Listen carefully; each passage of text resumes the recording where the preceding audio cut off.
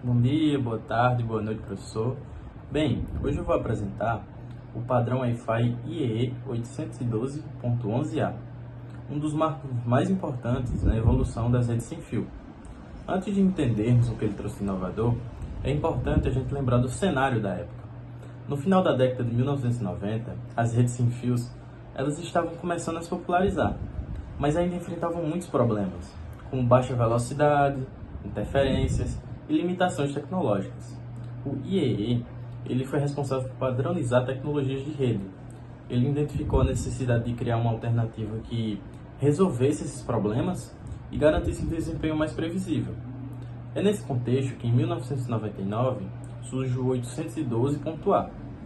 Diferente do 812.B, que operava na faixa de 2,4 GHz, o 812.A ele trouxe algo totalmente novo para a época, que foi o uso da frequência de 5 GHz. Uma banda muito menos congestionada, com mais canais disponíveis e com menos interferência de dispositivos domésticos, como micro-ondas, como telefone sem fio e Bluetooth, todos comuns no 2,4 GHz. Essa mudança permitiu que a comunicação sem fio evoluísse. E hoje a gente vai explorar como esse padrão funcionava, suas tecnologias, suas limitações e principalmente seu impacto para as redes que usamos atualmente. Inclusive o Wi-Fi 6 e o Wi-Fi 7, que ainda carregam conceitos herdados do 812.A. E agora eu vou passar para o próximo colega. Obrigado pela atenção, pessoal. Bom pessoal, meu nome é Luiz Davi. Irei falar um pouco sobre o 802.11a, sobre suas características, suas principais características e etc. Vou dar continuidade aqui ao meu trabalho. Agora que a gente já entendeu um pouco o contexto histórico, vamos analisar mais de perto as características técnicas do padrão 802.11a. Bom pessoal, o primeiro ponto importante é a frequência de operação. Enquanto a maioria dos dispositivos domésticos utilizavam o espectro de 2,4 GHz, o 802.11a ele operava exclusivamente em 5 GHz.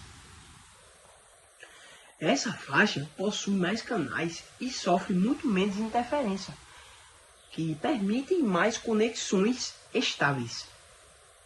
Outra característica marcante é a velocidade dele, a velocidade teórica, que chegava a 54 megabytes por segundo. E pode parecer pouco se compararmos com os padrões modernos, que atingem centenas de megabytes ou até gigabytes. Mas, na época, essa velocidade era considerada extremamente avançada. Para comparação, o 802.11b ele oferecia apenas 11 megabytes por segundo. Ou seja, pessoal, o 802.11a ele era quase 5 vezes mais rápido. 5 vezes mais rápido. O padrão também utilizava canais de 20 MHz, um valor que ainda aparece em tecnologias modernas.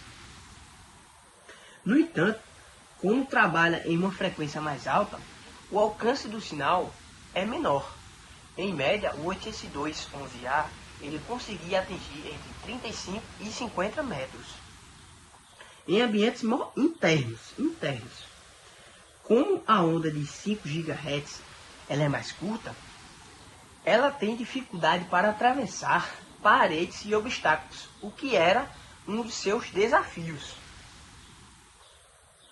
Mesmo assim, pessoal, essas características técnicas, elas colocaram o 802.11a muito à frente em padrões da época e abriram mais caminho para aplicações mais exigentes, como vídeo em rede, acesso corporativo e transmissão de dados mais pesados. Agora, para entender por que ele conseguia atingir toda essa estabilidade, esse desempenho, a gente precisamos, no caso, analisar a tecnologia usada na transmissão do sinal. Esse é o próximo tópico da apresentação. Então, pessoal, meu coleguinha vai dar continuidade ao meu trabalho aí. E obrigado a todos pela compreensão. Bom, agora ele fala sobre as tecnologias utilizadas, O grande diferencial do 802.11a não está apenas na frequência ou na velocidade, mas está principalmente na tecnologia de transmissão que vai ser escolhida, que seria o OFDM, que é Orthogonal Frequency Division Multiplexing, né? Antes do 82.11a, os padrões Wi-Fi eles utilizavam técnicas menos eficientes, que dificultavam a transmissão quando havia alguma interferência ou algum obstáculo. O FDM mudou completamente esse cenário, porque ele funciona dividindo o canal principal em múltiplas subportadoras, que transmitem partes diferentes do sinal de uma maneira simultânea e organizada.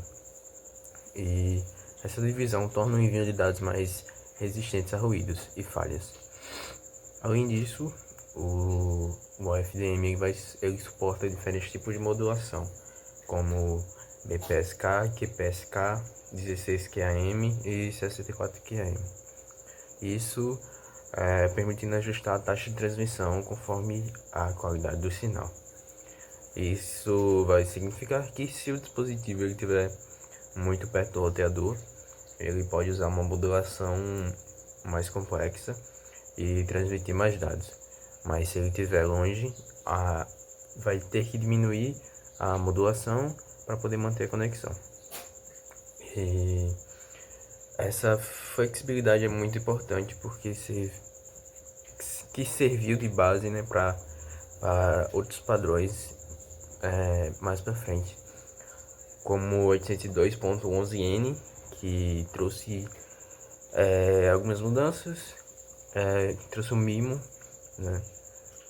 Os padrões 802.11ac e 82.11ax, que estão mais presentes de alguma forma praticamente todas as tecnologias que a gente usa hoje de Wi-Fi, né?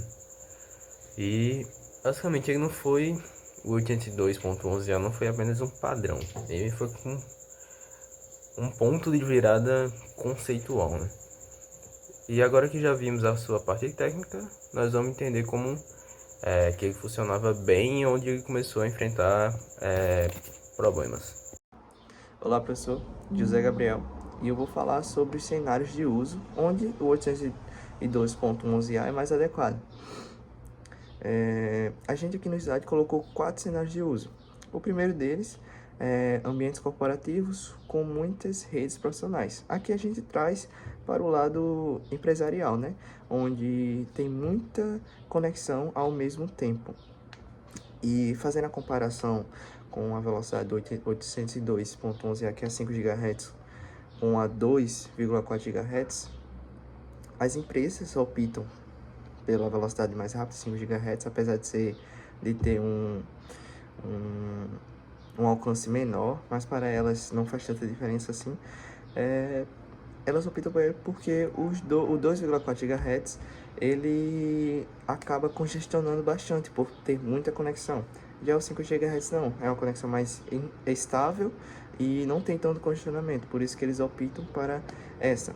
O cenário é locais com alta interferência no 2,4 GHz, ou seja, muitos usuários utilizam ele, seja o Bluetooth, o micro-ondas, qualquer aparelhos, sem ser qualquer aparelhos, né, são utilizados. Muita gente utiliza e pode ter uma alta interferência por ter muita gente conectada.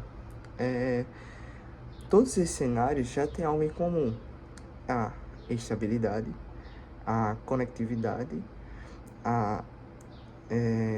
não tem tanta interferência, é uma faixa mais limpa, entendeu? Então todos esses cenários têm isso em comum: troca do 2,4 GHz por 5 GHz por 802.11a por conta desses benefícios que tem.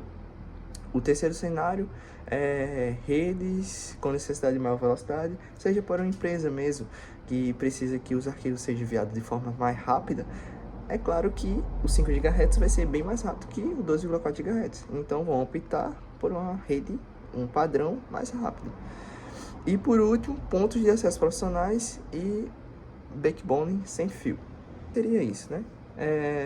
pontos de acesso profissionais, equipamentos mais robustos, né, que precisam de mais velocidade. Backbone sem fio é uma ligação entre dois pontos da rede sem o cabo. E por que utiliza 5 GHz? Pelo que eu já tinha dito, né? É mais estável e tem menor interferência. Então todos esses cenários têm isso em comum. Esses benefícios sempre vão aparecer em cada cenário, porque é algo que evoluiu ao longo do tempo e é algo que hoje em dia é essencial para todo mundo. E é isso. Vou passar para o próximo tópico e vai ser com meu amigo Josué.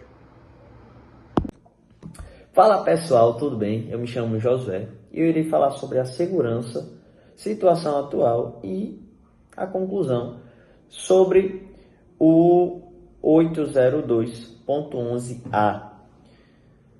Ele, quando foi lançado, ele era inicialmente compatível com o protocolo WEP, que na época era o padrão básico utilizado pelas redes de Wi-Fi.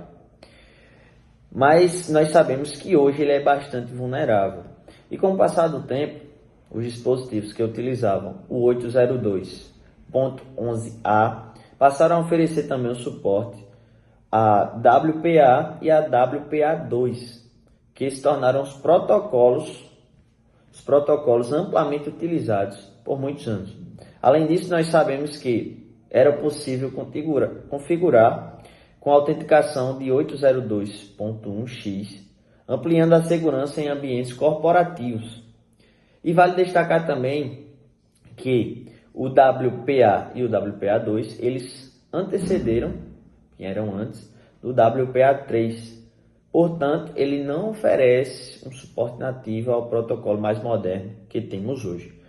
Sobre a situação atual do 802.11a, nós podemos dizer que ele é considerado um padrão legado, né?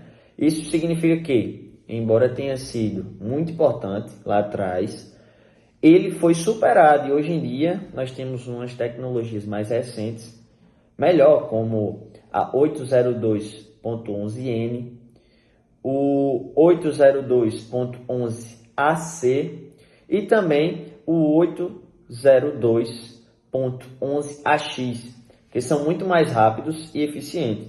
Mesmo assim, ainda encontramos o 802.11a em alguns equipamentos corporativos antigos ou redes que não passaram por atualização. Então ainda existe alguns redes corporativos, né, antigos, algumas redes que não passaram por atualização, que ainda usa o 802.11a.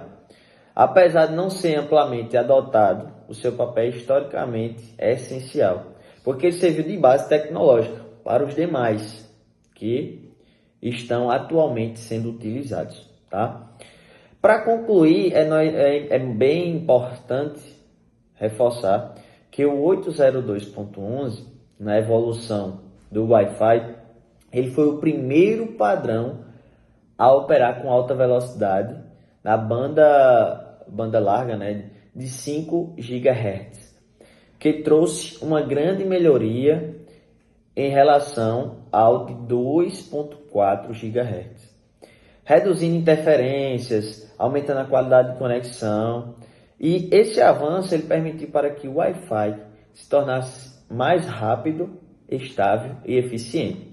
Então, foi de grande importância o 802.11a para tudo isso acontecer. Então, as tecnologias de hoje em dia teve que passar pelo 802.11a, que hoje, né, já está em outras redes, sendo utilizado. Outros, porque a tecnologia, querendo ou não, avançou. Fica por aqui a minha apresentação e até mais.